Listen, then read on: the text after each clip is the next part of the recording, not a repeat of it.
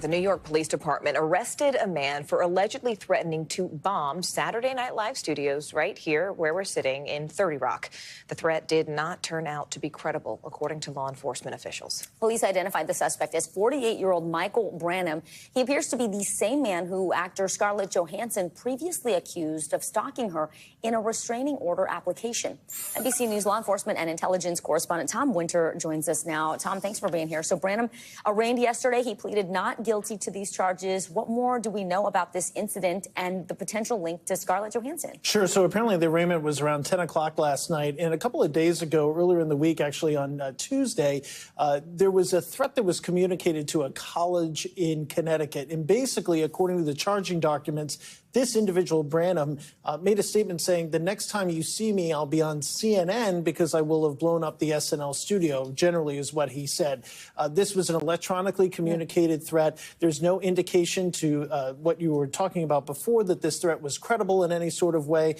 He didn't have any sort of bomb-making materials on his person, anything like that. But this individual did make that threat. He faces a single count of making a terroristic threat, charged by the NYPD, as I said, arraigned in court. And so now the question is what happens here with this case. But certainly this is somebody who's been a significant security concern for Johansson. Obviously, her husband works here at NBC. He's the host of Weekend Update, or co-host Michael Jost. And so this is a situation where obviously they're going to take these types of threats seriously. And again, according to the charging documents, NBC security actually helped with the investigation. So we'll see where all this goes from here. Yeah, they're a great team. Look, this is odd because this is so explicit, right? I mean, you talk about where this case goes from here. Do we expect to see him back in court?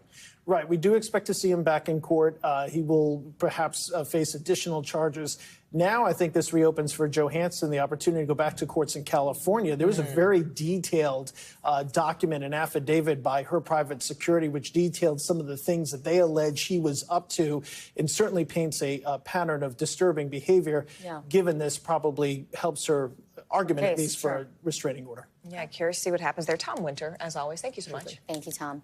Thanks for watching. Stay updated about breaking news and top stories on the NBC News app, or follow us on social media.